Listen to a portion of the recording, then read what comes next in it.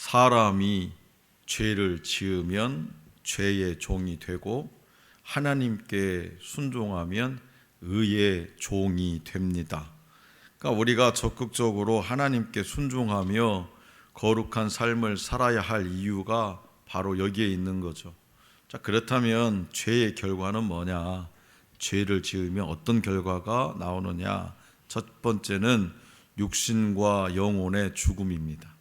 그러니까 첫사람 아담의 죄로 말미암아서 모든 인간은 사막에 이르게 되었다라고 성경은 말씀하고 있어요. 그러니까 두 번째는 인간은 하나님과 단절되고 멀어지게 되었다라는 거죠. 뭘로요? 죄를 지으면. 그러니까 사망에 이르게 되었어요. 그래서 죄는 하나님과 인간 사이를 멀어지게 했고 인간은 하나님께 얼굴을 들지 못하게 되었어요. 그러니까 세상에서는 또 노동으로 땀을 흘리면서 고단하게 살게 되었다는 거죠. 이게 다 죄의 결과입니다. 셋째는 세상에 질병과 고통과 재앙이 찾아왔다는 거예요. 땅에는 가시덤불과 엉겅퀴가 나게 되었고 인간은 일평생 고통과 환난을 당하게 되었습니다. 마지막 네 번째는 하나님의 심판을 받게 되었어요. 한 번 죽는 것은 사람에게 정해진 것이고 그 후에는 반드시 뭐가 있다? 심판이 있다라고 했어요. 히브리서 9장 27절 말씀이죠. 각 사람은 자기 행위대로 심판받고 마침내 불못에 던져지는 두 번째 사망에 들어가게 됩니다. 이게 뭐냐? 죄의 결과예요. 다윗이 헤브론에서 유다 지파의 왕으로 7년 6개월을 지내고 있는 어느 날 이스라엘 장로들이 찾아와요. 사울의 뒤를 이어서 왕이 된 이스보셋과 군사령관 아브넬이 갑자기 죽어가지고 지도력에 공백이 생기자 다윗에게 그 자리를 좀 맡아줄 것을 부탁하러 온 거죠. 그렇게 해서 다윗은 통일 왕국의 왕이 됩니다. 그 길로 그는 여부스를 공격해가지고 시온 산성을 빼앗았어요. 그죠? 시온 산성. 여기서 아마 우리 김유곤 집사님이 아이들 이름을 지었나 봐. 통일 왕국이 돼가지고 여부스를 공략해가지고 시온 산성을 빼앗았어요. 그래서 딸은 시온이고 아들은 산성이래잖아요. 그래서 시온 산성을 빼앗아서 그 이름을 뭐라고 했냐? 다윗성이라 이렇게 이름하고 여부스는 예루살렘으로 이름을 바꾼 다음에 그곳으로 도읍을 옮겨서 33년을 통치합니다. 이렇게 하나님의 길만 걸었던 하나님의 길만 걸을 것 같던 그였지만 죄에 빠지는 건 단 한순간이었다는 거지.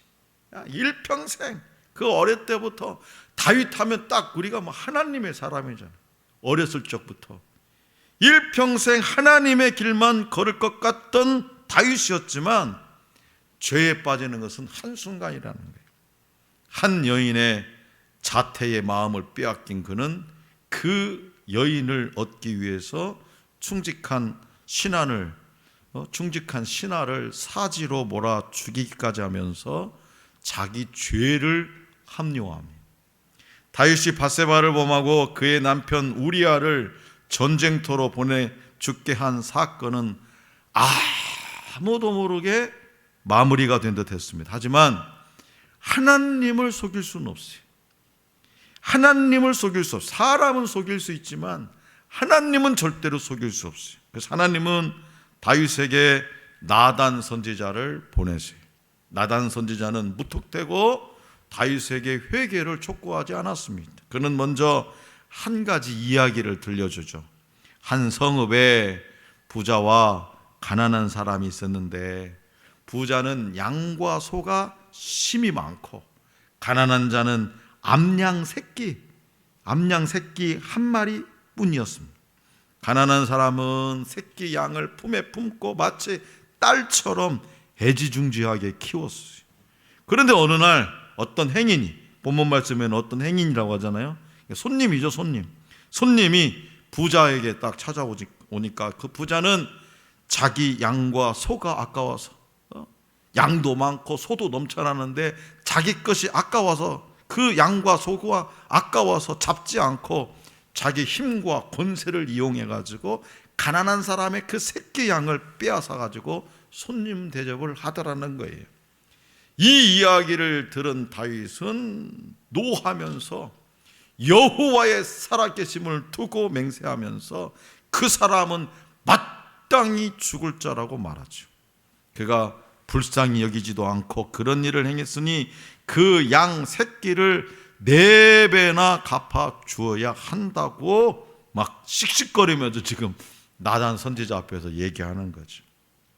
다윗은 이렇게 악한 자를 그냥 두시는 것은 하나님의 성품에 맞지 않는다고 생각했죠. 나단은 다윗에게 당신이 그 사람이요, 당신이 그렇게 말했죠. 그렇게 다윗이 죄를 죄로 느끼지 못하고 있던 그때에 나단 선지자가 찾아와서 책망하면서 하나님의 말씀을 전했던 겁니다. 하나님은 다윗을 사울의 손에서 구원하시고 또 그에게 이스라엘과 유다 족속을 맡기셨습니다. 하지만 다윗은 하나님의 말씀을 업신여기고 하나님 보시기에 악을 행하더라는 거예요. 자, 본문 말씀 9절과 10절. 자, 9절과 10절을 다시 한번 받들었죠. 9절 10절 시작. 그러한데 어찌하여 네가 여호와의 말씀을 업신여기고 나 보기에 악을 행하였느냐. 네가 칼로 햇사람 우리아를 치되 암몬 자손의 칼로 죽이고 그의 아내를 빼앗아 내 아내로 삼았도다. 이제 네가 나를 업신여기고 햇사람 우리아의 아내를 빼앗아 내 아내로 삼았은즉 칼이 네 집에서 영원토록 떠나지 아니하리라 하셨고. 아멘. 다윗이 업신여긴 대상이 9절에서는 뭐라고요? 뭘 업신여겼대? 9절에서는 여호와의 말씀이라는. 9절에서는 여호와의 말씀을 다윗이 업신여겼다라고 이렇게 제시되었지만 10절에서는 그 히브리어가 똑같은 동사예요. 그래서 동일한 동사를 사용해서 그가 10절에서 뭐를 업신여겼다고? 여호와 하나님을 업신여겼다고 지적하고 있어요. 여호와의 말씀을 업신여긴 것은 곧 여호와 하나님을 업신여긴 것과 같다라는 거예요.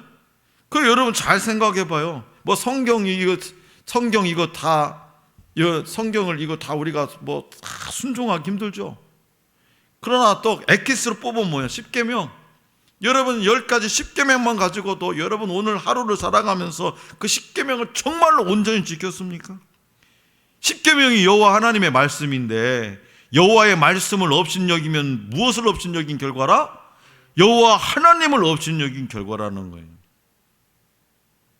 어떤 주석가들은요 6절에 그 말씀 있잖아요. 그 양 새끼를 4배나 갚아주어야 한다는 거예요. 그 양 새끼 4배. 그 양 새끼 4배를 갚아줘야 하리라고 했던 다윗의 말대로 그가 4명의 아들, 즉 밧세바가 낳은 아들, 처음 아들은 얼마 만에 죽었죠? 일주일 만에 죽어버렸잖아요. 네?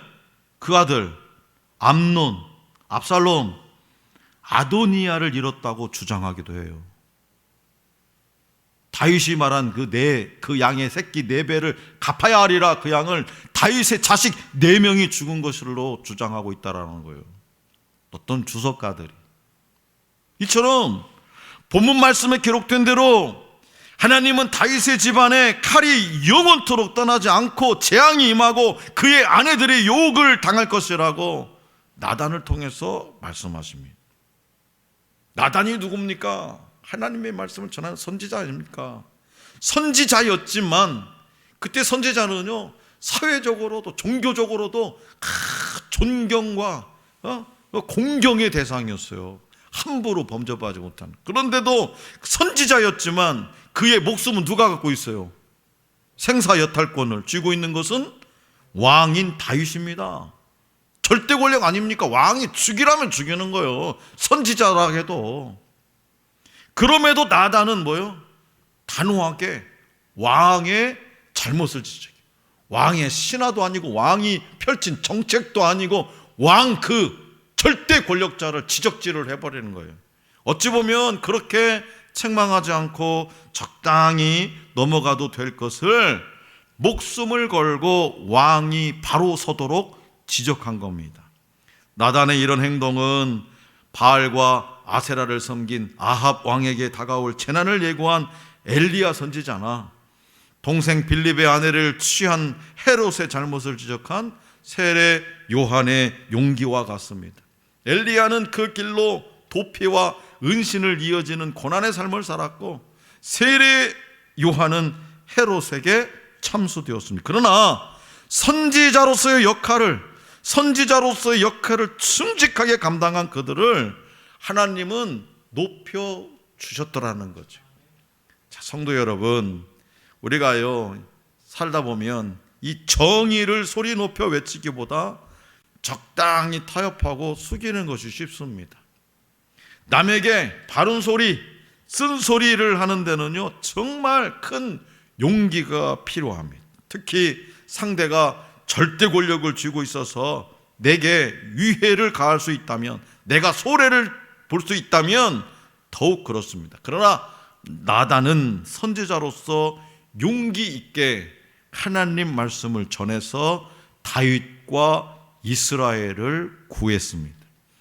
또한 다윗은 선지자의 말을 그 선지자의 말 한 사람의 말로 듣지 않고 하나님의 말씀으로 들을 줄 알았다는 거죠. 그에게는 하나님이 기름 부어 세워주신 왕이라는 자부심 못지않게 하나님의 사람에 대한 두려움이 있었더라는 거예요. 그래서 나단의 책망을 하나님의 책망으로 받아들여서 곧바로 회개하게 된 거죠.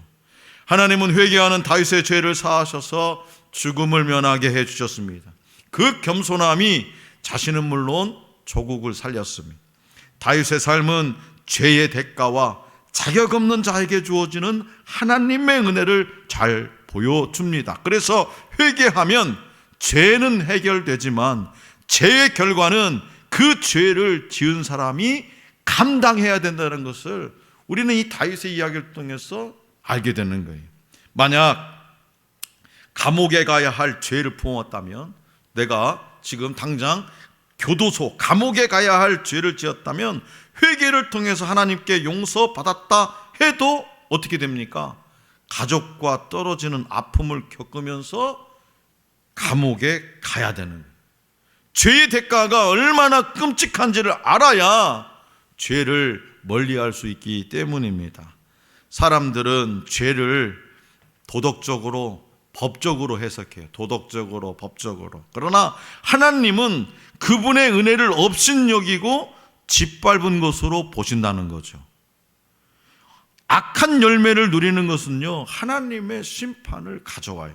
그렇기 때문에 주님 손에 붙잡혀서 죄의 구덩이에서 건져진 성도는 구원의 은혜에 감사하면서 다시 그 더러운 죄의 구덩이에 들어가지 말아야 됩니다.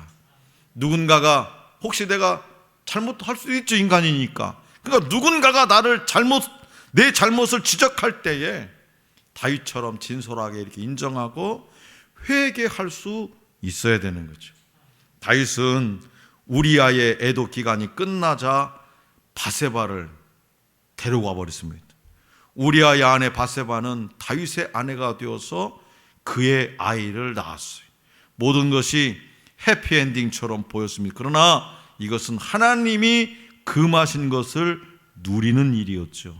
죄악과 함께 즐거움을 누리는 것을 우리는 기뻐하지 말아야 됩니다.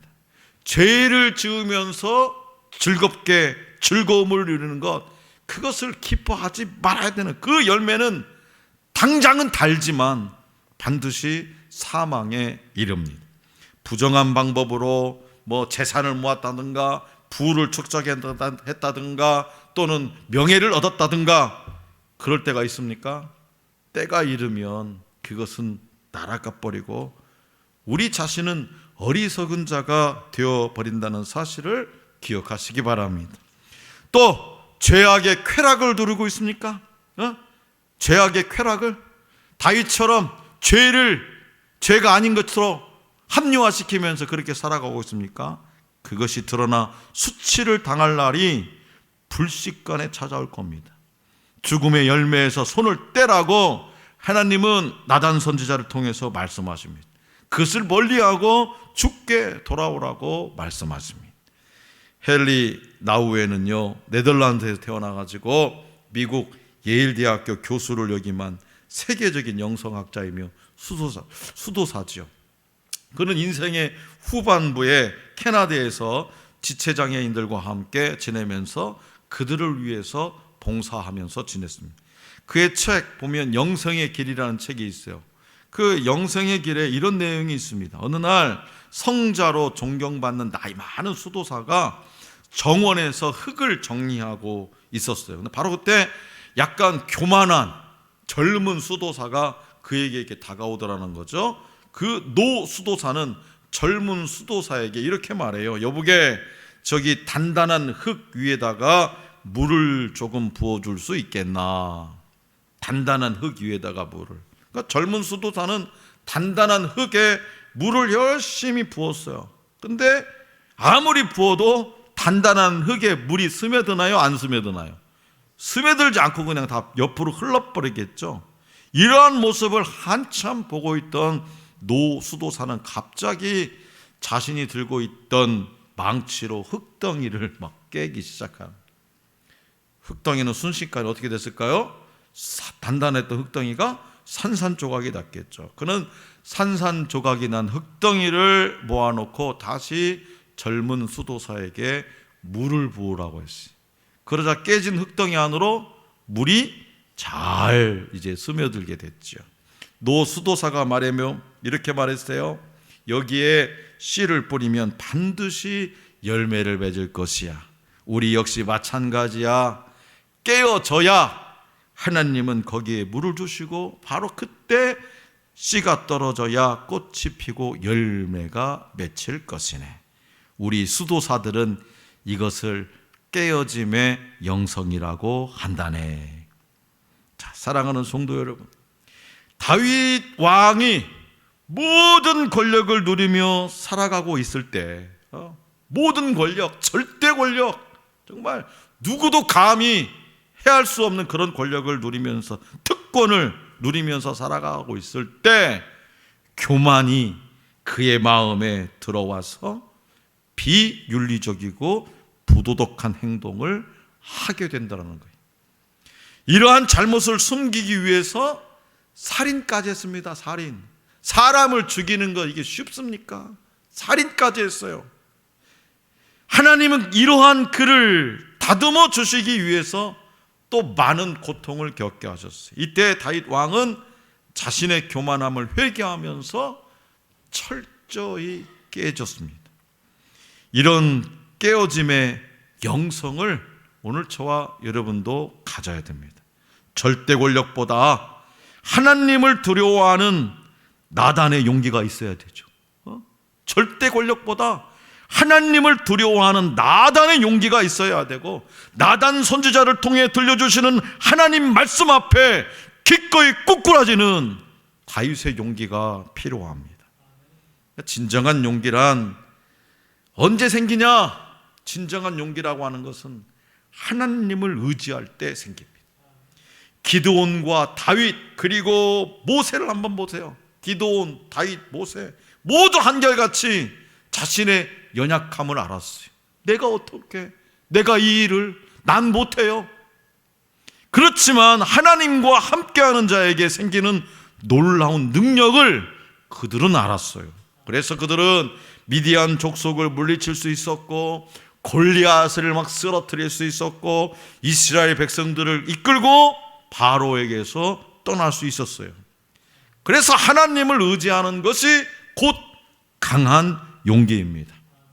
느부갓네살 왕이 금신상을 다 만들고 금신상에게 절하라고 명령하면서 누구든지 이 엎드려 절하지 아니하는 자는 즉시 어디다가 풀무불에 던져 넣어버리겠다고 막 협박했지요. 그 공갈이 아닙니다. 진짜예요. 진짜 협박했어요. 모든 사람이 우상 앞에, 그 금신상 앞에 절할 때 오직 사드락, 메삭, 아벳느고는 절하지 않았습니다. 그들은 불의와 거짓 앞에서 죽음을 선택하는 용기를 가진 사람들이었어요. 하나님은 그들을 불 가운데서 구원하시더라 이거예요. 그러므로 연약한 육체를 가지고 죄를 짓고 불의를 행하면서 언제나 발뺌하려고 하고 변명하고 책임을 전가하는 어리석음을 용서해 주시고 회개의 영을 허락해 주시기를 간구하시기 바랍니다. 거짓되게 오래오래 살기보다는 비록 어렵게 살아도 진실을 위해서 불의와 거짓을 물리치고 거절할 수 있는 용기 있는 성도, 하나님의 말씀에 언제나 용기 있게 순종하는 성도들이 될 수 있기를 간절히 기원합니다.